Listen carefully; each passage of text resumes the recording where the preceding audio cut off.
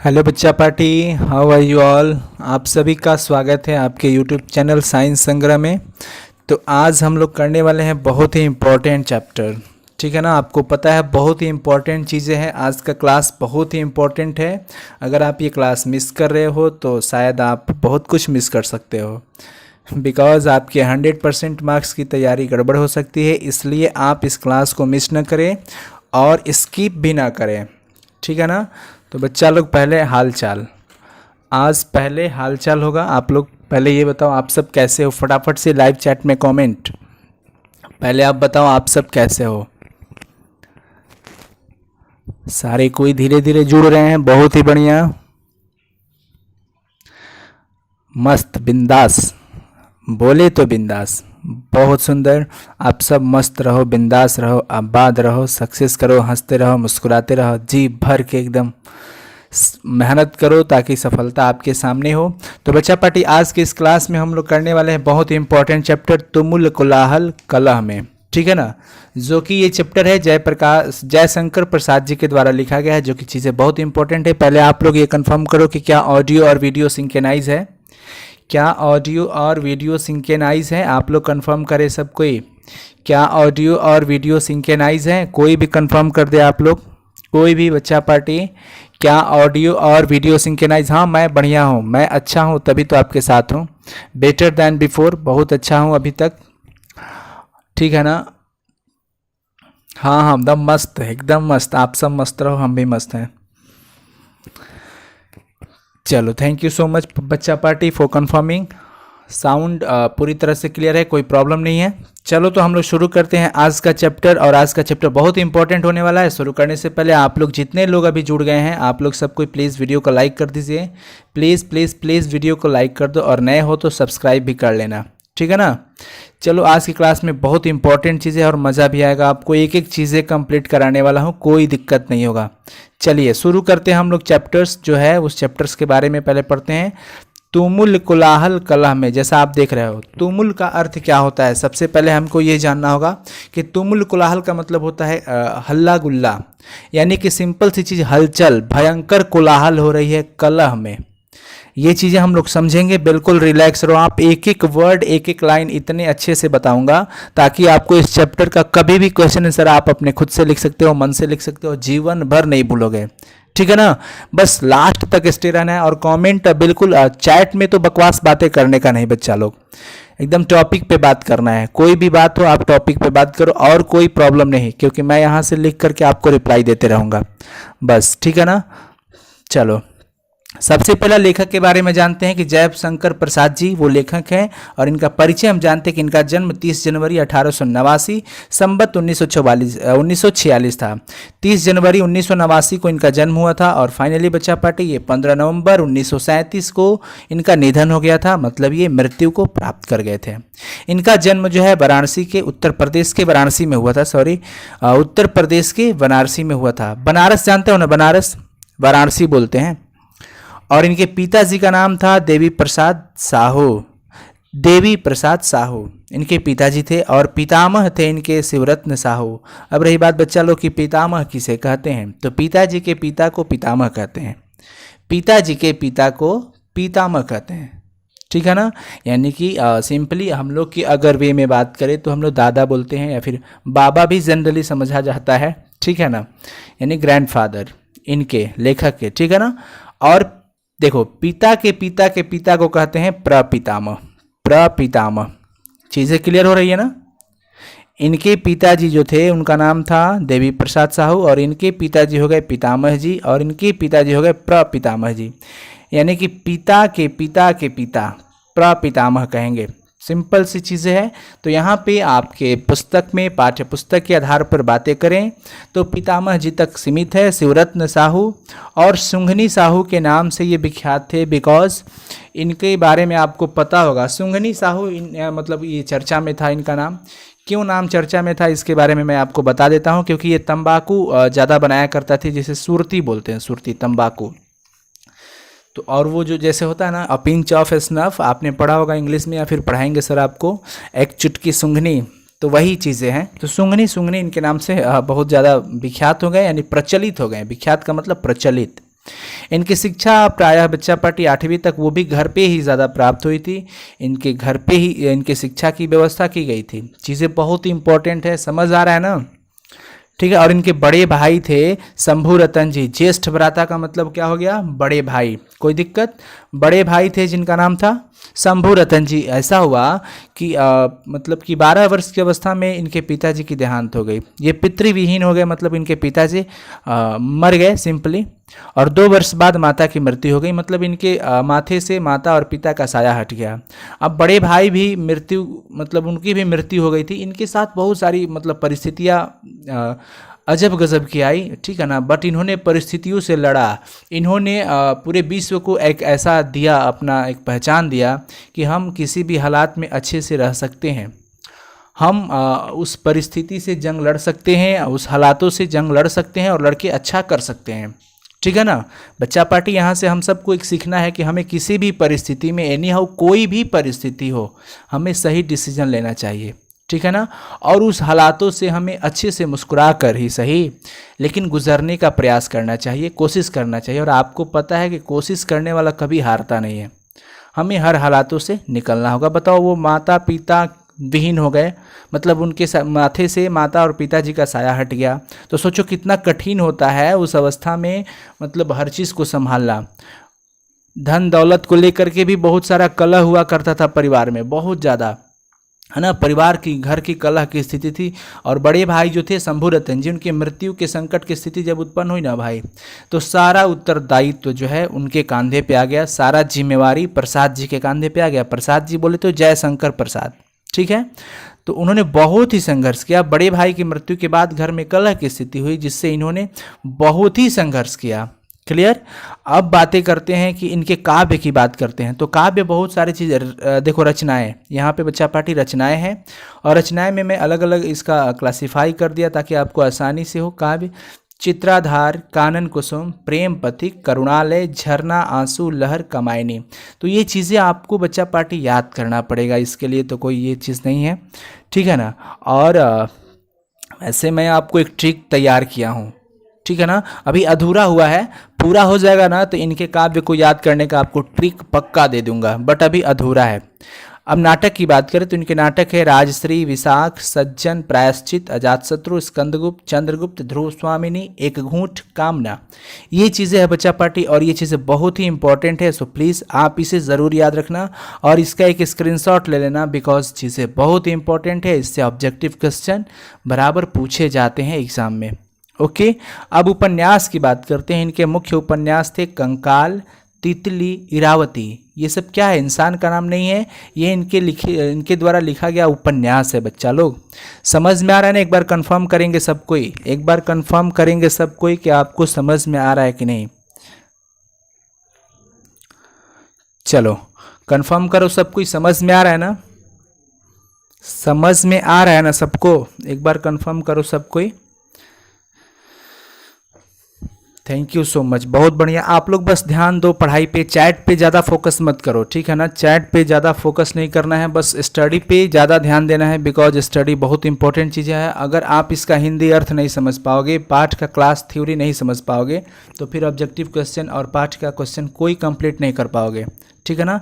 इससे बेहतर होगा आप लोग पढ़ाई पे फोकस ज़्यादा करो। जितने लोग भी हैं, बहुत लोग को हम देख रहे हैं ना कि बस चैट में लगे हुए हैं।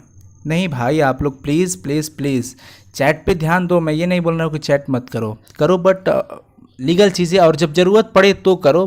बेकार की बातें आप लोग कर रहे हो यहाँ फोकस। जब चैट में लगोगे ना तो आपका हमारे क्लास से ध्यान विचलित हो जाएगा, ठीक है ना। इसलिए क्लास में ध्यान ज़्यादा रखें और चैट पे ज़्यादा फोकस नहीं करना है। ज़रूरत की चीज़ें हो तो आप पूछो कोई चीज़, मैं यहाँ से रिप्लाई दे दूँगा, ठीक है ना। अब देखो कहानी संग्रह की बात करते हैं तो छाया, प्रतिध्वनि, इंद्रजाल, आकाशदीप। पूछा जा सकता है कि आकाशदीप किन की लेखनी है, इंद्रजाल, प्रतिध्वनि, ये सब किसकी लेखनी है? तो आपको बताना होगा जयशंकर प्रसाद जी की, बिकॉज ये चीज़ें बहुत इंपॉर्टेंट है। और ये आपको देखो मैंने कलेक्ट करके एक पूरी तरह से दे दिया है।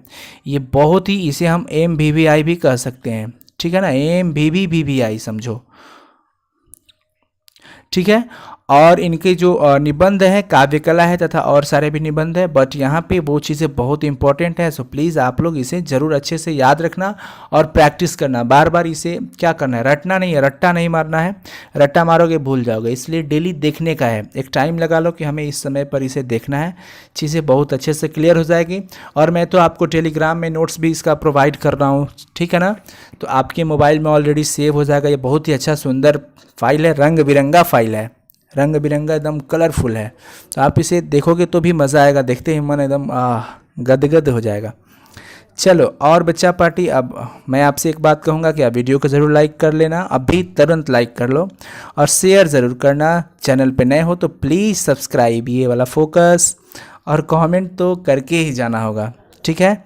चलो, और आप कंफ्यूज नहीं होना है, आपके गुरुजी लोग हैं यहाँ पे, गुरुजी कहो, बड़ा भाई कहो, जो भी कहो, बस यही Monu sir and Anu sir, ठीक है ना। अब कन्फ्यूज़न में होने की ज़रूरत नहीं, आपको जो मैथ और इंग्लिश पढ़ाते हैं ना, वो हो जाएंगे आपके मोनू सर जी, और बाकी का क्या कहना। चलो, पाठ की पंक्तियां हम लोग एक एक करके समझेंगे, बहुत इंपॉर्टेंट चीज़ें हैं, इसलिए बहुत अच्छे से बताएंगे। लेकिन इसको बताने से पहले मैं एक चीज़ आपको बता दूंगा, बता ही देता हूँ पहले, वो ही चीज़ मैं आपको बता देता हूँ क्योंकि बहुत इंपॉर्टेंट चीज़ है। देखो, सुनना, बहुत ही ध्यान से सुनना, बहुत इंपॉर्टेंट है।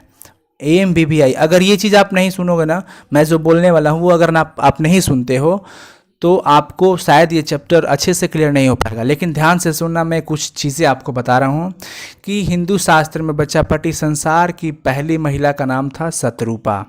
क्या नाम था? शतरूपा। देखिए, ये हिंदी शास्त्र बोलता है, हिंदी शास्त्र के अनुसार ऐसा माना जाता है कि संसार की पहली महिला का नाम शतरूपा है।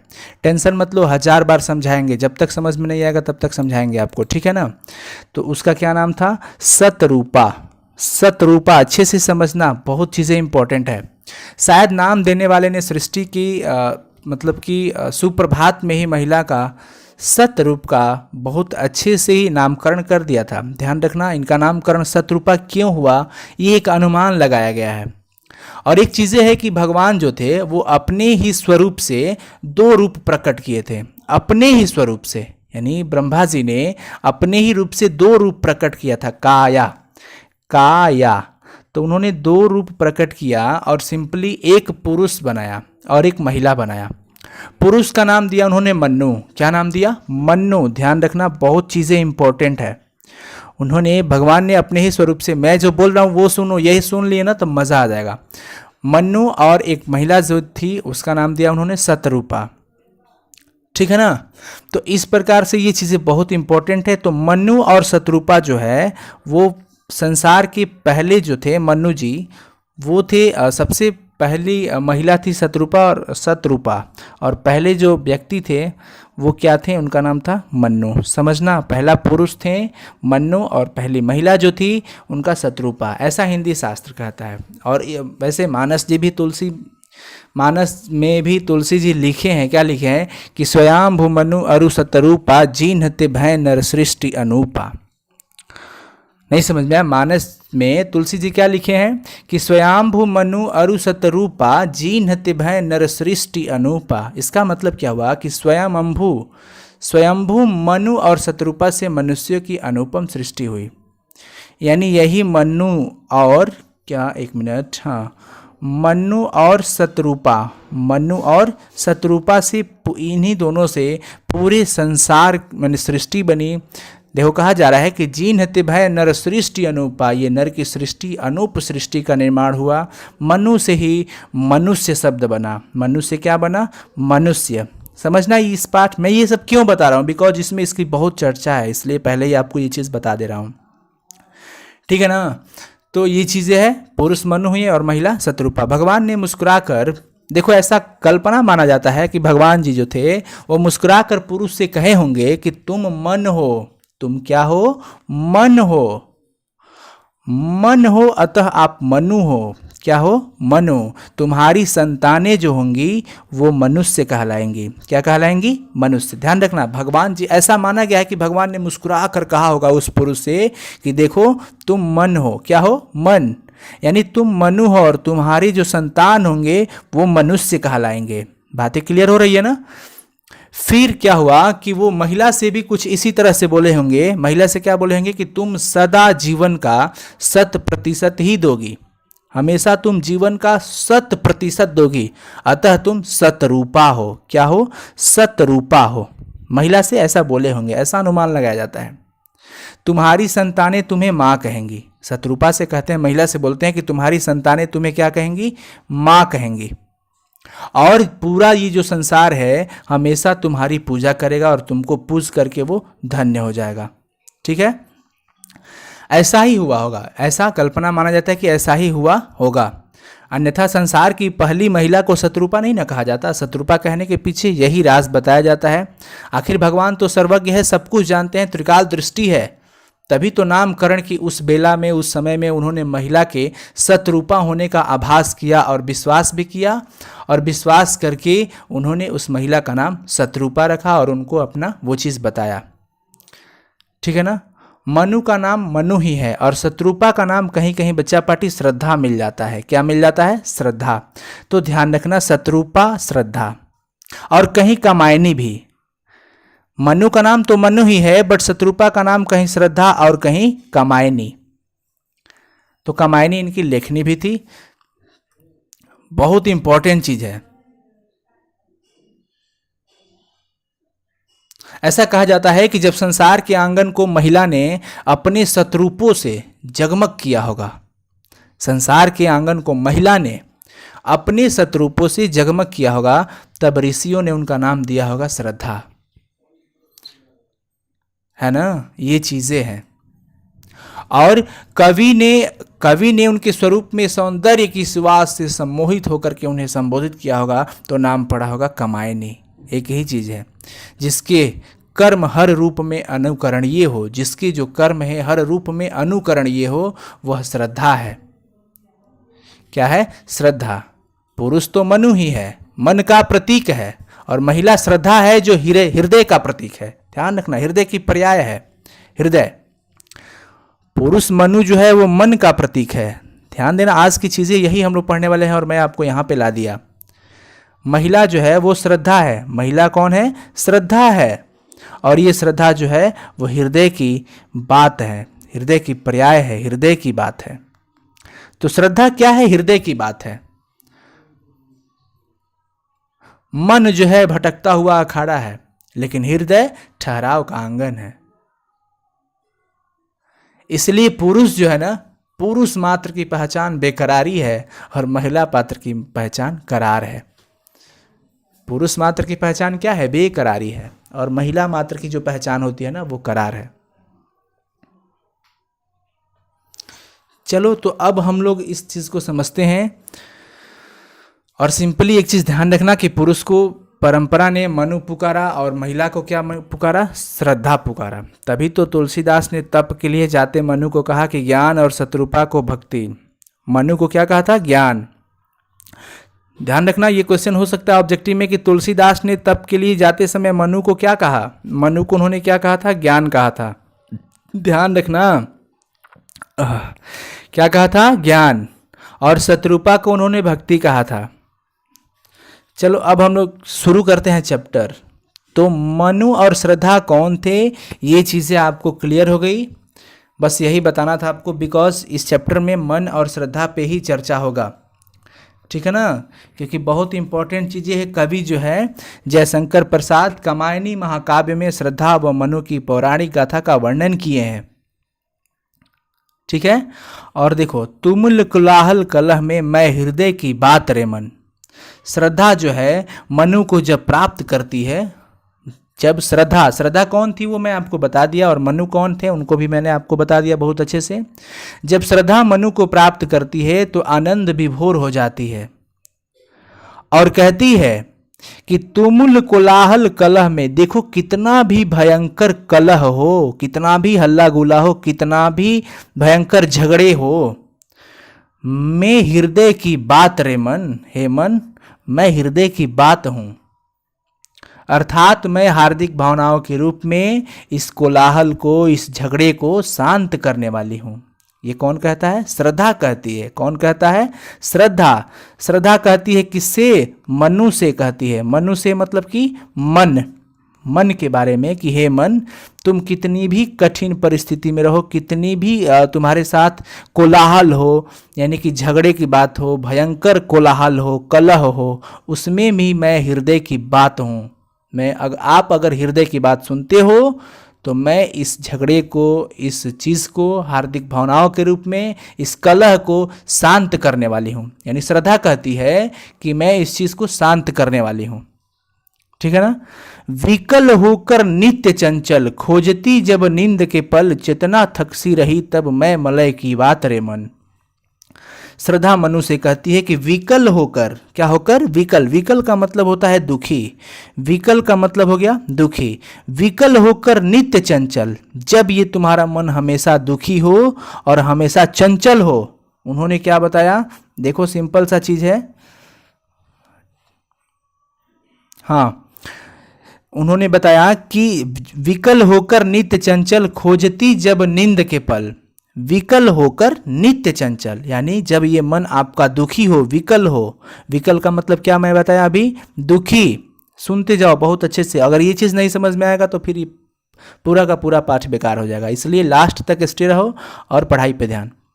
विकल होकर नित्य चंचल, अगर हमेशा तुम्हारा मन चंचल हो, दुखी हो, खोजती जब नींद के पल, चेतना थकसी रही तब। जब आप थकावट में हो, आप जब नींद के पल खोज रहे होंगे, तो मैं मलय की बात रे मन, मनु, मैं उस समय मलय पर्वत से सुगंधित और हल्की हल्की हवा के रूप में आकर आपको विश्राम दूंगी।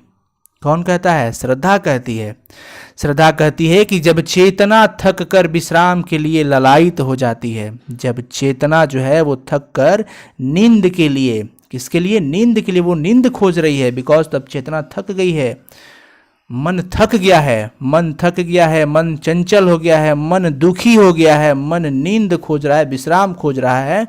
उस स्थिति में मैं मलय पर्वत, मलयागिरी पर्वत जानते हो आप, उस पर्वत से आने वाली सुगंधित और हल्की हल्की हवा के रूप में आपको थकान दूर करने वाली हूँ। मैं मलय की बात रे मन, मतलब कि मैं मलय पर्वत से आने वाली, वात का मतलब होता है वातावरण, यानी कि हवा हुआ। ठीक है ना।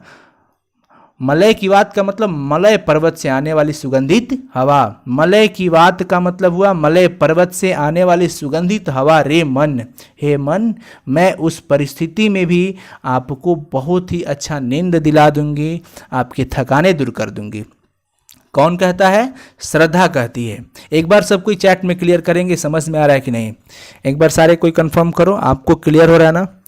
सारे कोई एक बार कमेंट करेंगे कि समझ में आ रहा है कि नहीं। बहुत चीज़ें इंपॉर्टेंट है, फटाफट से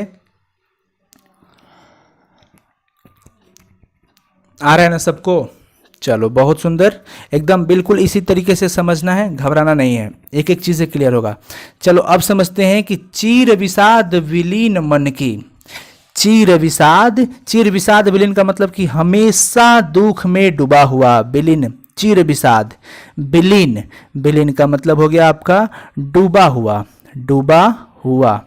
और चीर विषाद का मतलब हमेशा दुख में डूबा हुआ मन की इस व्यथा के, समझो, मन की इस जो व्यथा है, दुख है, दर्द है, हमेशा दुख में डूबे हुए इस मन का जो कष्ट है, तिमिर वन की।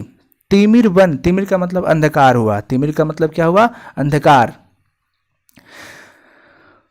अगर ऐसा लग रहा हो कि जब आपका मन पूरी तरह से दुख में डूबा हुआ है, मन व्याकुल है, चारों तरफ तिमिर वन की मतलब चारों तरफ केवल अंधकार ही दिखाई दे रहा है, तो उस तिमिर पूरे वन में उषा सी ज्योति रेखा, उस कंडीशन में मैं उषा का मतलब क्या हुआ? सुबह का जो प्रकाश आता है ना, उषा काल में आपको बताया हूं ना कि सुबह का जो प्रकाश की रेखा आती है, वो कह रहे कि उषा सी ज्योति रेखा, उस अंधकार में भी मैं आपको एक ज्योति के रूप में मिलूंगी, मैं उषा की ज्योति के रूप में मिलूंगी।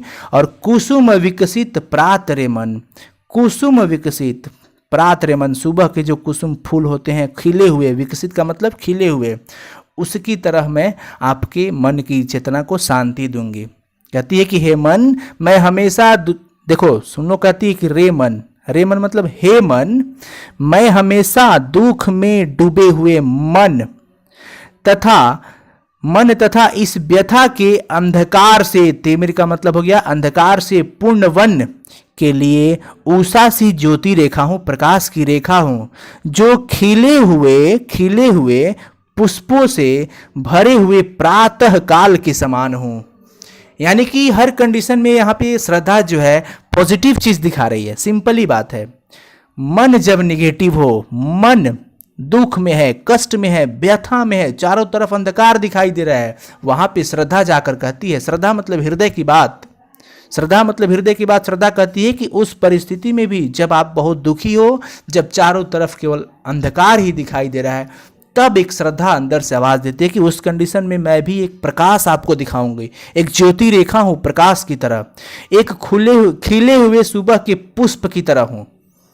प्रात रेमन, प्रात का मतलब प्रातः, प्रातः का मतलब सुबह हुआ, सुबह के समय जो खिले हुए विकसित कुसुम होते हैं, फूल होते हैं, वो खिले हुए फूल के समान मैं हूँ, वो श्रद्धा कहती है, हृदय की बात है। इसलिए देखो बहुत इंपॉर्टेंट चीज़ है, मोटिवेशनल चैप्टर्स है। आगे समझते हैं अगला कड़ी, बहुत इंपॉर्टेंट है, अगर आप समझ जाओगे ना तो बहुत मजा आएगा।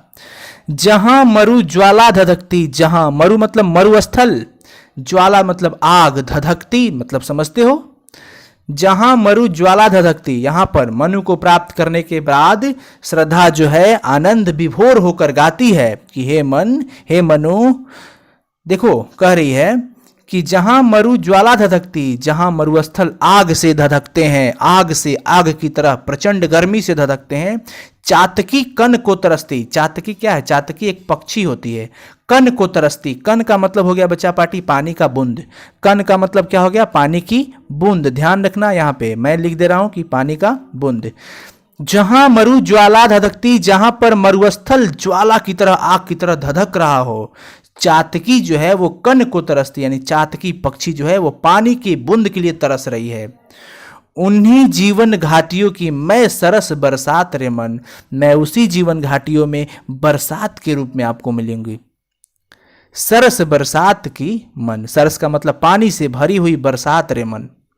देखो जो चातकी पक्षी है ना, जब स्वाति नक्षत्र आता है ना, स्वाति नक्षत्र, ध्यान रखना मैं ये चीज़ें आपको बता रहा हूँ, जब स्वाति नक्षत्र चढ़ता है तब जाकर के वो पानी का बूंद आता है बरसात, तब ये चातकी पक्षी जो लेती है। यानी कि चातकी पक्षी को हमेशा किस नक्षत्र का इंतजार रहता है, स्वाति नक्षत्र का। ध्यान रखना, चातकी पक्षी को किस नक्षत्र का इंतजार रहता है, स्वाति नक्षत्र का, क्योंकि स्वाति नक्षत्र का ही पानी मिलता है तो ये बेचारी जीवित रहती है। लोग बताओ, सालों भर ये इंतजार करते रहते हैं चातकी कि कब स्वाति नक्षत्र आए तो हमें पानी की बूंद मिलेगा। और उस कंडीशन में वहाँ पे क्या होता है, उस कंडीशन में वहाँ पर बहुत सारे क्या है कि मरुस्थल में जहाँ पानी का नितांत अभाव होता है, वहाँ धरती गर्मी की प्रचंड ज्वाला से धधक रही हो, पानी के लिए चातकी भी तरस रही हो, और भी जीवन घाटियों की पशु पक्षी अन्य प्राणी भी पानी के बिना व्याकुल हो जाते हैं, मैं उस कंडीशन में सरस पानी से भरी हुई बरसात रे मन। यानी मन जो है ना, हृदय की बात जो है वो हमेशा एक पॉजिटिव थिंग दे रही है, पॉजिटिव दे रही है। मन हर हालात से गुजर रहा है, मन दुखित हो रहा है, मन चंचल हो रहा है, मन व्याकुल हो रहा है, मन थक जा रहा है, मन नींद खोज रहा है, सब कुछ कहा जा रहा है, लेकिन हृदय की बात जो है, श्रद्धा जो है, वहां पर पहुंच को उस चीज को शांत करती है। तुमुल कोलाहल कलह में इस चैप्टर्स का नाम ही है, ठीक है ना। तो समझते रहना, बहुत अच्छा से समझ में आएगा। पवन की प्राचीर में रुक जला जीवन जा रहा झुक, पवन की प्राचीर में रुक जला जीवन जा रहा झुक। पवन की प्राचीर, पवन मतलब हवा, प्राचीर मतलब दीवार, जला जीवन जा रहा झुक मतलब क्या है कि जब जीवन पवन की चार दीवारी में बंद होकर जल कर झुक जाता है। श्रद्धा कहती है कि जब जीवन पवन की दीवार में रुक गई हो, चारों तरफ से कुछ रास्ते नहीं है, आप बंद हो गए हो, जीवन जल कर झुक गया हो, तब इस झुलसते विश्व में मैं बसंत ऋतु हूं।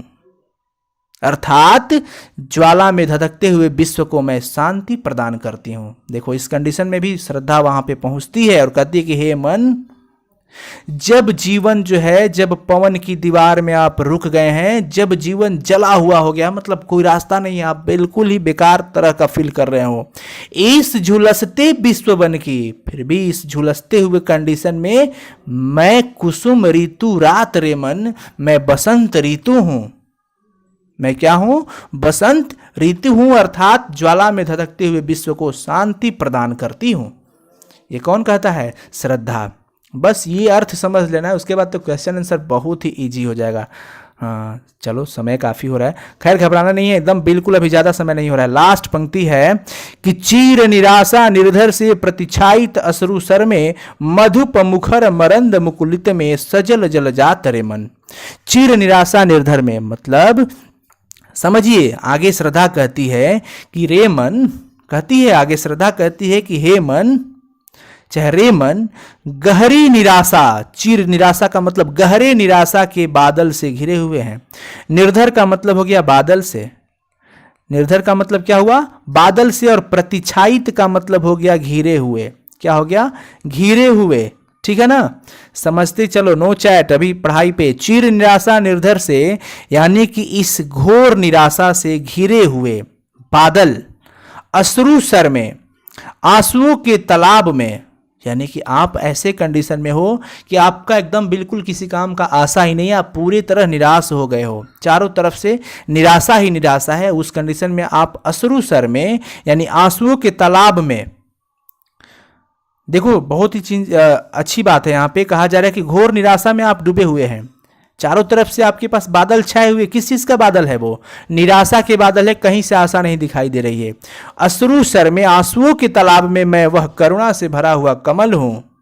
देखो, मधुप मुखर मरंद मुकुलित में, मधुप का मतलब हो गया आपका भंवरा। क्या हो गया? भंवरा। मुखर का मतलब हो गया गूंजना, अर्थ बताऊंगा, घबराओ मत। और मरंद का मतलब हो गया मकरंद, ठीक है ना? मुकुलित का मतलब हो गया खिला हुआ, और जलजात का मतलब हो गया कमल। कहा जा रहा है कि जब आप घोर निराशा से, श्रद्धा कहती है कि रे मन, गहरी निराशा के बादलों से घिरे हुए आंसुओं के तालाब में मैं वह करुणा से भरा हुआ कमल हूं, जिस पर भंवरे गूंजते रहते हैं, मधुप मुखर मरंद, जिस पर भंवरे गूंजते रहते हैं और जो खिलकर पुष्प रस को वितरित करते हैं। कहती है, श्रद्धा कहती है, यानी फाइनली श्रद्धा जो है हर जगह पे पॉजिटिव चीज बता रही है कि मैं कलह को शांत करने वाली हूँ, निराशाओं को आशा में बदलने वाली हूँ, आपकी थकान को दूर करने वाली हूँ।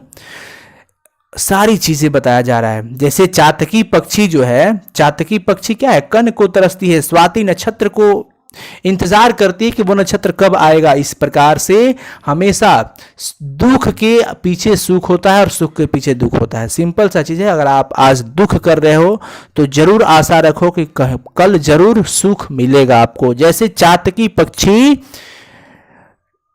क्या है? स्वाति नक्षत्र का इंतजार करती है जल के लिए, उसी प्रकार से जैसे उसके लिए स्वाति नक्षत्र आता है, उसी प्रकार मनुष्य के लिए दुख के बाद सुख जरूर आता है। ये मान करके हमें रहना चाहिए और आशा को रखना चाहिए, निराशा नहीं होना चाहिए। तभी तो आखिर ये पाठ क्यों इन्होंने लिखा? जयशंकर प्रसाद जी ने बहुत ही अच्छा बातें लिखा है, बहुत ही सुंदर। उनकी जो काव्य है आनंद विभोर होकर श्रद्धा इनमें गा रही है, बहुत ही सुंदर है। अब ये चीज़ें क्लियर हो गई तो ज़रूर हम लोग क्वेश्चन आंसर कर लेते हैं पाठ का।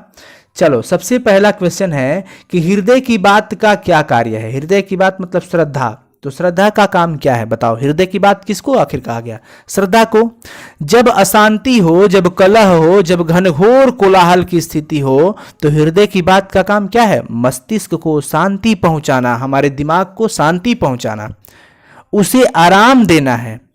मस्तिष्क जब विचारों के कोलाहल से घिर जाता है, जब कलह के कोलाहल से घिर जाता है, तो हृदय की बात उसे आराम देती है। अभी मैं आपको बताया ना, हृदय कोमल भावनाओं का प्रतीक है। श्रद्धा जो है वो कोमल भावनाओं का प्रतीक है, जो मस्तिष्क को विचारों के अशांति से, मन में तरह तरह के विचार आते हैं, मन में तरह तरह के ख्याल आते हैं, उसमें निगेटिव ख्याल मोर देन बहुत ज़्यादा ही होता है पॉजिटिव ख्याल, मोर देन पॉजिटिव ख्याल।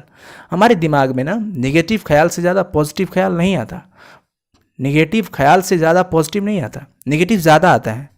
बट हमें चीज़ें करना है, आप धीरे धीरे आप माइंड को सेटलमेंट करते जाओगे, आप पॉजिटिव देखना शुरू कर दोगे, पॉजिटिव सोचना शुरू कर दोगे। पॉजिटिव सोचना, पॉजिटिव देखना, हिंदी सोचना, हिंदी बोलना, अंग्रेजी सोचना, अंग्रेजी बोलना। जो सोचोगे वो बोलोगे। भोजपुरी सोचोगे, भोजपुरी बोलोगे, हिंदी सोचोगे तो हिंदी बोलोगे। अगर इंग्लिश सोचना शुरू कर दिया तो इंग्लिश में आवाज़ें भी निकलने लगेगी। तो माइंड जो है वो अगर आपका नेगेटिव थॉट रखता है तो नेगेटिव चीज़ें कल्पना होगी, नेगेटिव चीज़ें हर जगह पे नज़र आएगा। जिसमें पॉजिटिव देखोगे तो पॉजिटिव ही नज़र आएगा। तो यहाँ पे कहा जा रहा है कि जो मन है, श्रद्धा, मन जो है वो चंचल है, बिल्कुल अशांति में घिरा हुआ है। उस कंडीशन में भी जो श्रद्धा है, हृदय है, वो कोमल भावनाओं का प्रतीक है, यानी कि वो अशांति को दूर करता है। सिंपल, आप इसे अपने भाषा में भी लिख सकते हैं, कोई दिक्कत नहीं है। मैं आपको एक ट्रैक दे दिया हूं, ठीक है ना। क्वेश्चन नंबर 2 बच्चा लोग, बहुत इंपॉर्टेंट चीजें हैं कि कविता में उषा की किस भूमिका का उल्लेख है। मैं आपको बताया ना, उषा सुबह वाला समय। उषा क्या है? उजाले का तथा प्रकाश का प्रतीक है, संकेत है कि जब अंधकार आपके जीवन में आ जाए तो श्रद्धा कहती है कि मैं उस कंडीशन में उस प्रकाश की तरह हो जाऊंगी जैसे सुबह का प्रकाश होता है। कविता में मनु को प्राप्त करके जो श्रद्धा आनंद में मग्न होकर गाती है कि हे मन, मैं हमेशा दुख में डूबे हुए मन तथा इस अंधकार को उजाले के समान हूं। अंधकार में कर लेना, उजाले के समान हो। उषा, उजाले के समान हूं, आपके जीवन में प्रकाश कर दूंगी। कविता में दुखी मन की व्यथा को दूर करने के लिए, दुखी मन की व्यथा, मन में कष्ट है, आत्मा दुखी है, तो उसको दूर करने के लिए उषा शब्द का वर्णन किया गया है। यहां श्रद्धा उषा का प्रतीक है। उषा के प्रतीक कौन है? श्रद्धा। श्रद्धा ही तो कहती है ना कि मैं उस हालातों में भी, जब चारों तरफ अंधकार हो जाए, जब मन बिल्कुल ही व्यथित हो जाए, दुखित हो जाए, उसमें भी मैं उषा की प्रकाश हूं और सुबह प्रातः काल के समय जो फूल खिलते हैं ना, उसके समान भी हूँ। आप अपने भाषा में ही लिखना, मैं भी अपने भाषा में ही इसका आंसर दिया है। आप और अगर अच्छे से समझ पा रहे हो तो बिल्कुल लिखना, कोई आपका आंसर काट नहीं सकता, ठीक है ना। चीज़ें बहुत इंपॉर्टेंट है। और ऑलरेडी बच्चा पार्टी वहाँ पे कभी भी जब आप पेपर देने जाओगे ना एग्जाम, तो पेपर के ऊपर इंस्ट्रक्शन में सबसे पहला या दूसरा इंस्ट्रक्शन जरूर रहता है कि यथासंभव परीक्षार्थी अपने शब्दों में ही उत्तर दे। तो जो अपना शब्द है उसे जरूर आप समझो और अच्छे से जो समझ रहे वो लिखना है। शब्द का भी ख्याल रखना है, अच्छे शब्द इस्तेमाल करना है। क्वेश्चन नंबर 3 हम करेंगे, घबराओ मत, सारा का सारा आज नहीं होगा, बस आज हम लोग 5 क्वेश्चन ही कर लेंगे और बाकी का क्वेश्चन कल बता देंगे। चातकी किसके लिए तरसती है? चातकी किसके लिए तरसती है? चातकी कौन थी? चातकी तो एक पक्षी है जो स्वाति की बूंद के लिए तरसती है। अब स्वाति कौन है? तो स्वाति एक नक्षत्र है। मैं आपको अभी बताया कुछ देर पहले कि स्वाति क्या है? नक्षत्र है। और इस नक्षत्र में जो जल की बूंदें आती है उसके लिए चातकी पक्षी क्या हो रही है? तरस रही है। ये पक्षी केवल स्वाति नक्षत्र का ही जल ग्रहण करती है, इसलिए वो सालों भर स्वाति के जल की प्रतीक्षा करती है और जब स्वाति का जल मिलता है तो उसे ग्रहण करके वो मन शांत कर लेती है। इसी प्रकार से इंसान को दुख से बिल्कुल दुखित नहीं होना चाहिए। जब परिस्थिति दुख की आए तो उस कंडीशन में सुख का आशा जरूर करना चाहिए, जैसे चातकी पक्षी स्वाति के जल की प्रतीक्षा करके अपना प्यास बुझा लेती है, ठीक है ना। अब चलते हैं क्वेश्चन नंबर 4 क्या है कि बरसात को सरस कहने का क्या अभिप्राय है? मतलब क्या है बरसात को सरस कहा गया? मैं आपको दिखा दे रहा हूं कि सरस शब्द कहां पे इस्तेमाल हुआ है। देखो यहां पे आप देख रहे हो ना, मैं सरस बरसात रे मन, सरस। तो बरसात को सरस क्यों कहा गया? चलो चीजें बहुत ही इंपॉर्टेंट है, ये बहुत इंपॉर्टेंट चीज है। बरसात को सरस कहने का मतलब यह है कि मरुस्थल में जहां पानी का बहुत ही ज्यादा अभाव हो, नितांत का मतलब कि बिल्कुल एकदम अंत हो गया है, बहुत ज्यादा अभाव हो गया है, वहां धरती गर्मी के कारण तरसती है, तपती है। साथ ही साथ वनस्पति है, पशु पक्षी है, अन्य प्राणी है, पानी के बिना व्याकुल हो जाते हैं। ऐसी स्थिति में बरसात जब हो जाए वहां पे तो धरती हरी भरी हो जाती है। सिंपल सी बात है ना, उस कंडीशन में बरसात होने पर धरती हरी भरी हो जाती है। इसी बरसात से चातकी के मन और तन दोनों की प्यास बुझती है। इस प्रकार वो रस से भर जाती है। तन और मन तो बिल्कुल उसका रस से युक्त हो गया, क्योंकि उस चातकी पक्षी को उस जल की बूंदे मिल गई और तन मन से सरस हो जाती है। इसीलिए बरसात को सरस कहा गया है। तो बरसात को सरस का क्या मतलब है, क्लियर हो गया ना, कि वहां पे मरुस्थल में बहुत ही तपिश, तपिश का मतलब क्या है, बहुत ही गर्मी, प्रचंड गर्मी है वहां पे, अभाव है पानी का, नितांत अभाव है, बहुत ज्यादा अभाव है। वहां के वनस्पति, पशु पक्षी, अन्य प्राणी पानी के लिए तरस रहे हैं, व्याकुल हो जाते हैं पानी के बिना। और उस कंडीशन में अगर पानी मिल जाए, बरसात हो जाए, तो वहां की धरती हरी भरी हो जाती है और जातकी के मन और तन दोनों की प्यास बुझ जाती है और वो रस से भर जाती है। क्लियर हुआ। आज का लास्ट क्वेश्चन हम लोग कर लेते हैं। काव्य सौंदर्य स्पष्ट करे, मतलब कि इसका अर्थ भी बता देना है और पूरा बता देना है इसमें कौन सा अलंकार है, किस तरह की चीजें हैं वो चीजें। पवन की प्राचीर में रुक, जला जीवन जा रहा झुक, इस झुलसते विश्व बन की मैं कुसुम ऋतुरात रे मन। पवन की प्राचीर में रुक, श्रद्धा कहती है कि जब जीवन पवन के दीवारों में रुक गया हो, जला जीवन झुलस गया हो, झुक गया हो, तो इस झुलसते हुए भी कंडीशन में विश्व वन में मैं कुसुम ऋतुरात रे मन। कुसुम ऋतुरात रे मन का मतलब क्या हुआ कि मैं बसंत ऋतु हूं, अर्थात ज्वाला में धधकते हुए विश्व को शांति प्रदान करने वाली हूं। इसका अर्थ समझ लेते हैं अच्छे से कि जयशंकर प्रसाद द्वारा रचित यह पद्यांश छायावादी शैली का सबसे सुंदर आत्मगान है जो श्रद्धा के द्वारा गाया जा रहा है। छायावादी शैली याद रखना, ये लेखकों का एक शैली हुआ करता था। मनु को प्राप्त करके श्रद्धा आनंद विभोर होकर गाती है और क्या कहती है कि हे मेरे मन, मनु को मन कहा गया, मैं शुरू में ही बताया। जब जीवन पवन की चार दीवारी में बंद होकर, देखो यहां पे है ना, पवन की प्राचीर में रुक, जब जीवन पवन की चार दीवारी में बंद होकर जल कर झुक जाता है, तब इस झुलसते हुए विश्व बन की मैं बसंत ऋतु हूं। पवन की प्राचीर में रुक, जला जीवन जा रहा झुक, जब पवन के दीवारों में आपका जीवन रुक गया हो, जीवन जल कर झुक गया हो, तो इस झुलसते विश्व बन की मैं बसंत ऋतु हूं जो आपको ठंडक प्रदान करूंगी, अर्थात मैं ज्वाला में धधकते हुए विश्व को शांति प्रदान करने वाली हूं। यह श्रद्धा कहती है। तो देखिए इसकी भाषा जो है ना उच्च स्तर की है, ये इसी का आंसर है, ध्यान रखना, स्टार पॉइंट नहीं है, इसी में पॉइंट बनाना। ये जो भाषा यहाँ पे इस्तेमाल हुआ है उच्च स्तर की भाषा है, बहुत अच्छी भाषाएं हैं। पवन प्राचीर शब्द जो है, जला जीवन, विश्ववन, ऋतुराज, इसमें अनुप्रास अलंकार है। पूछा जाएगा कि इसमें नहीं, विश्ववन नहीं, ऋतुराज, ध्यान रखना, विश्ववन नहीं होगा, विश्ववन यहाँ पे नहीं होगा। ऋतुराज में अनुप्रास अलंकार है और विश्ववन में रूपक अलंकार है। ठीक है ना। तो ये चीज़ें बच्चा पार्टी आज का हम लोग क्लियर कर लिए। चूंकि आज का क्लास बहुत ही अच्छा रहा, हमको अच्छा लगा बिकॉज आपको मैं एक एक चीज़ें समझा दिया। और अगर आप चाहो तो आगे का क्वेश्चन आंसर कर सकते हो, बट इसका पार्ट 2 वीडियोस मैं कल कर दूंगा और उसमें आपको एक एक चीज़ें क्लियर करा दूंगा। तो कैसा लगा आज का क्लास ज़रूर बताना, और इसे अगर प्रॉब्लम हो तो एक बार फिर से देख लेना, स्पीड बढ़ा करके आप लोग फिर से देख लेना। और प्लीज़ इस वीडियोस को जरूर लाइक करना। अगर आप चैनल पर नए हो तो सब्सक्राइब करके ही जाना और बगल की बेल आइकन घंटी ज़रूर ऑन कर लेना, नोटिफिकेशन ऑन जरूर कर लेना, क्योंकि बोर्ड एग्जाम्स तक हम आपके साथ हमेशा रहेंगे। और सुबह 9 बजे का क्लास कल, अगर आज कोई टेक्निकली प्रॉब्लम ना हो तो कल 9 बजे से 100 से ऊपर क्वेश्चंस हो सकते हैं कल के लिए। कल के लिए अबाउट 100 क्वेश्चन तो पक्का ही रहेंगे, क्योंकि मैं कल पूरे फिजिकल केमिस्ट्री का रिवीजन कराने वाला हूँ। पूरा क्लास का रिवीजन चलेगा। आप एक बार सारा वीडियोस देख लेना और फिर से कल रिवीजन मैं सुबह 9 बजे करवाऊंगा। अगर कोई टेक्निकल प्रॉब्लम नहीं हुआ तो, अगर हो जाएगा तो इसमें तो कोई मेरी गड़बड़ी नहीं है। अगर टेक्निकल प्रॉब्लम नहीं हुआ तो कल के 9 बजे केमिस्ट्री का बहुत ही सुंदर झक्कास रिवीजन होने वाला है। और हिंदी मीडियम का टाइम 9 बजे से है और इंग्लिश मीडियम का फिजिकल केमिस्ट्री का टाइम 9:30 बजे, सॉरी 1:30 बजे से होगा। टेक्निकल प्रॉब्लम नहीं होगा तो ध्यान रखेंगे। हिंदी मीडियम वाले कल केमिस्ट्री का ऑलमोस्ट ऑब्जेक्टिव टाइप रिवीजन हो जाएगा आपका 9 बजे से, और इंग्लिश मीडियम वाले 1:30 बजे से, याद रखना दिन के। शाम 4 बजे आई होप कि आपको लेटर राइटिंग ही चलना चाहिए, या फिर सर से बात किया जाएगा, अगर वो रिवीजन कहेंगे तो रिवीजन ही होगा। ठीक है, रात को भी। और हिंदी का भी कल ऑलमोस्ट सोच रहे हैं ना कि कुछ अच्छा ही हो, रिवीजन ही हो। Okay, thank you so much बच्चा party for watching this videos. आप लोग शेयर जरूर करना, इसे शेयर करो। आपसे बस हम बार बार यही बोलते हैं और ज़्यादा कुछ नहीं चाहिए, बस आप इस चैनल को शेयर करो। बिकॉज इस चीज़ को आप ब्रॉड करो, अपने दोस्तों तक भी बढ़ाओ, एक दूसरे के पास शेयर करो, तब जा कर के हमारा ये मुहिम सफल होगा। और हमारी इस मुहिम को सफल करने में आपका योगदान ज़रूर होना चाहिए। Thank you so much.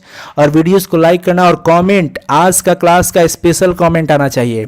जितने लोग देख रहे हो सबको कमेंट जरूर करके बताना कि आज का क्लास स्पेशली कैसा हुआ, आज का ये क्लास स्पेशल कैसा हुआ, ज़रूर बताना। साहित्य पढ़ने वालों के पास आज देखते हैं कितना शब्द है, ठीक है ना।